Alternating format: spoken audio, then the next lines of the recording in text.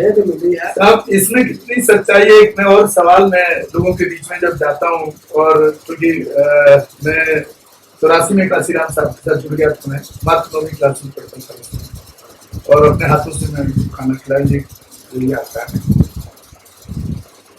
इसमें कितनी आपको सच्चाई नजर आती है कि साहब काशीराम जी जब बीमार हो गए अटैक के बाद, तो उनका इलाज ठीक से मायावती द्वारा नहीं या पार्टी द्वारा नहीं करवाए, ऐसे आरोप मायावती लगते हैं। और ये भी आरोप लगते हैं कि मायावती साहब काशीराम जी से परिवार को मिलने नहीं देती। एक दौर ऐसा है था, ये इसमें कितनी सच्चाई है जिसकी वजह से साहब जल्दी 100% संसार से चले गए? 100% सच्चाई है कि जब वो बच्चा हॉस्पिटल में साहब एडमिट थे, तो कई महीने तक उनको जो ट्रीटमेंट चलता रहा, पर उनकी बीमारी तो नहीं थी, हमें तो पता नहीं था, हम भी यही समझते रहे थे कि वो बीमार है। लेकिन उनको साजिश के तहत बंधक बनाकर बीमारी के बहाने रखा गया था। उसके बाद मैं मिला भी, मैं उनको पहले तो मायावती मैं मिलने गया तो मेरे को मिलने से मना कर दिया, कहते नहीं, तो मायावती कहती नहीं, वो आपको देखकर परिवार वालों को देखकर ज़्यादा, पहले तो बीमार है, वो ज़्यादा उनको दोबारा से अटैक हो सकता है, उनको ब्रेन अटैक हो गया, ये हो गया, लेकिन ऐसा कुछ नहीं था। अगर हम ना मिलते, उनसे मुलाकात ना होती, बातचीत ना होती, तो हम भी सोचते कि उनको तब मतलब सोच सकते थे कि ऐसा कोई प्रॉब्लम हो सकती है, जैसे आप और लोग सोचते हैं जो नहीं मिले और सोचते हैं, और जिनको पता भी है वो भी मायावती के प्रभाव से डरते, वो भी यही कहते हैं तो बीमार लोग कहते हैं, पर दिल से वो जो कल कहते थे कि बीमार नहीं थे, उनको अटैक नहीं हुआ, वो बीमार नहीं थे, तो आज वो कहने लगे जो तलवारा सिंह कहता था वो बिल्कुल सही था, हमें मायावती लोग इसीलिए कहते थे।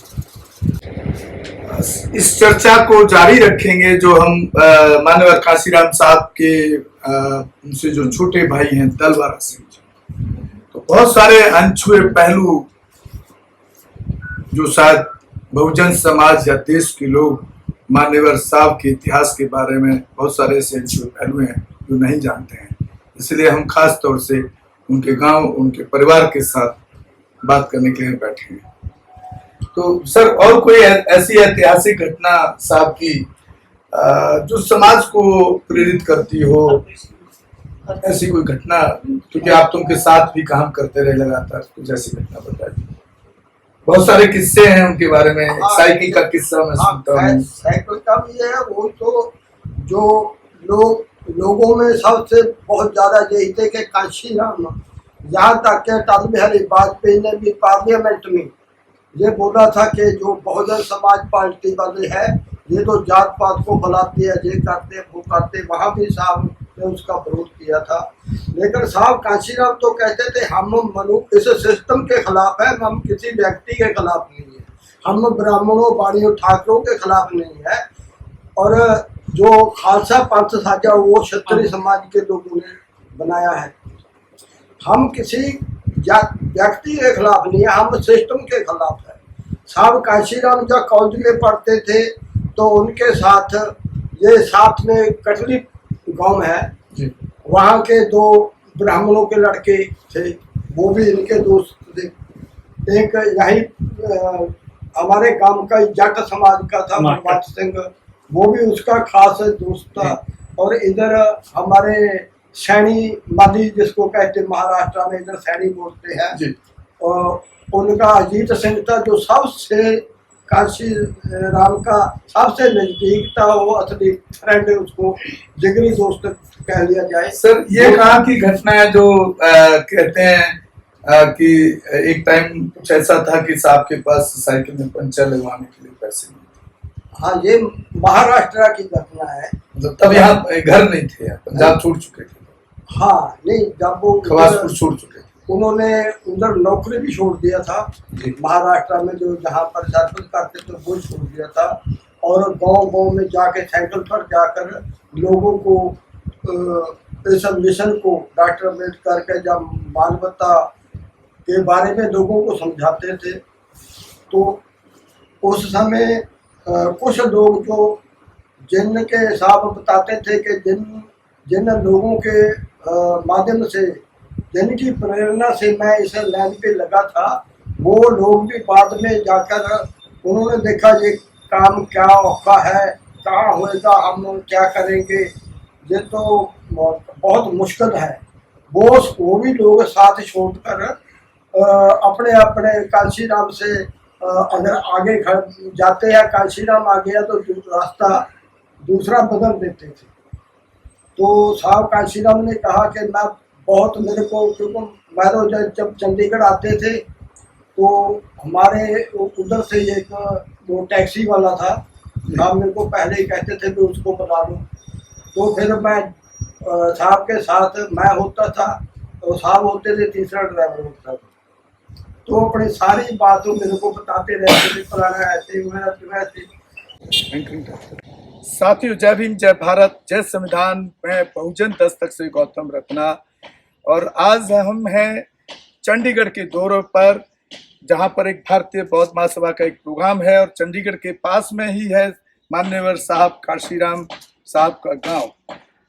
खवासपुर गांव का नाम है और डिस्ट्रिक्ट रोपड़ है, पंजाब में। उनके भाई दलवारा सिंह जी मेरे साथ हैं, और कल्पना बौद्ध जी और मैं, जो सेंगोल आंदोलन के खिलाफ लड़ाई लड़ रहे हैं, बाबा साहब के आदमकद प्रतिमा लगाने की लड़ाई लड़ रहे हैं, उनका तैलीय चित्र लगाने की लड़ाई लड़ रहे हैं संसद के अंदर।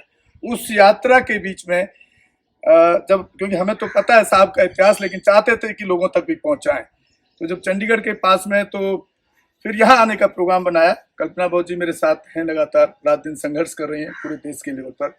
और ये आपने देखा यहाँ पर मान्यवर कांशीराम साहब का पूरा एक बड़ा स्टैचू है, और उनके पूरे परिवार से, पूरे जो ओरिजिनल घर है, पुश्तैनी घर है, जिस कमरे में वो पढ़ते थे, और जो उनका पूरा इतिहास है, मायावती कैसे वहां तक पहुंची, बेसपा को कैसे उन्होंने खड़ा किया, उनके परिवार के लोगों ने बड़े अच्छे तरीके से पेश किया है हमारे एपिसोड पर, हमारे चैनल पर। तो मैं उम्मीद करता हूं कि आप ज़्यादा से ज़्यादा ऐसे हमारे महापुरुष के इतिहास को ज़्यादा से ज़्यादा लोगों तक शेयर करें, और चैनल को सब्सक्राइब करें, ताकि हम उनका जो इतिहास है ज़्यादा से ज़्यादा लोगों तक पहुंचा पाएँ। इसी के लिए बहुत बहुत धन्यवाद करते हैं उनके भाई कल्पना जी का, कि उन्होंने बड़ा कीमती वक्त दिया। और आप देख रहे हैं कितनी कड़ी धूप में, यहाँ नीचे पैर तक भी जल रहे हैं, लेकिन हमें संघर्ष के आदी हैं और अम्बेडकरवादी हैं। धन्यवाद साहब। हमारे चैनल बहुजन दस्तक को लाइक, शेयर, सब्सक्राइब देखना मत भूलिएगा। जय भीम, जय भारत, जय संविधान, नमो बुद्धाय। धन्यवाद। चैनल आर्थिक समस्या से गुजर रहा है।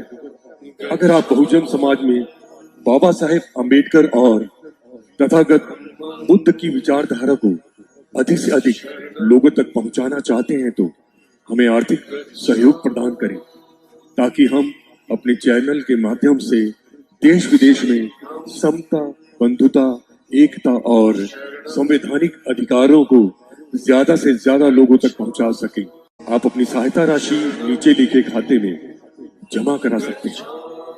खाता धारक गौतम रत्ना, खाता संख्या 316957686551, IFSC कोड SBIN 0060336, बैंक भारतीय स्टेट बैंक।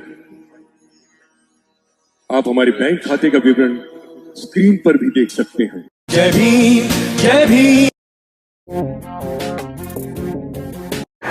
मैं गौतम रत्ना आपका बहुजन फिल्म प्रोडक्शन में स्वागत करता हूं, और आप हमारे प्रोडक्शन हाउस के अंदर अपना कैरियर बना सकते हैं as a film director, as a producer and actor and actress and editor and cinematographer also. अगर आपको फिल्म से रिलेटेड कुछ भी प्रोजेक्ट आपको बनवाना है, तो हमारे पास में पूरा सेटअप है, जिसमें फिल्म कैमरा है, शूटिंग लाइट्स है और एडिटिंग है, सारा A to Z एक ही जगह पर आपको हमारे यहाँ पर मिल जाएगा। तो दोस्तों आप हमें कांटेक्ट कर सकते हैं हमारे नंबर्स पर 9810085714 और 8510005714। हमारे वेबसाइट पे विजिट कर सकते हैं www.filmserviceindia.com और हमें मेल भी कर सकते हैं gautamfilmsproduction@gmail.com पर। धन्यवाद।